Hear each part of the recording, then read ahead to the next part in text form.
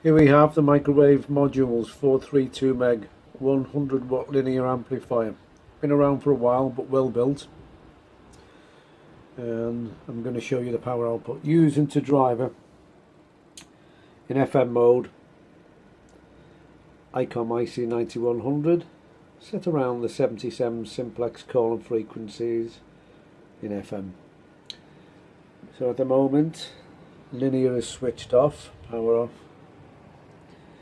and there should be 10 watts going through. So looking at the lower end of the scale, 5, 10, 15, 20 watts, we can see exactly 10 watts coming from the radio.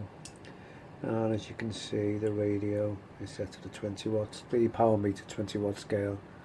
Switching it up to the higher scale, 10 watts, we're now going up to the next scale up, 50, 100, 150, 200 and so on. Switching the amplifier on, power on, there we go, just a touch over 100 watts. Amplifier switched off, 10 watts. Up to the mid scale, 10 watts, amplifier back on, right past it. So a good 100 watts out, no problems at all. Very well built amplifier. So I think they were built in the 80s, microwave modules.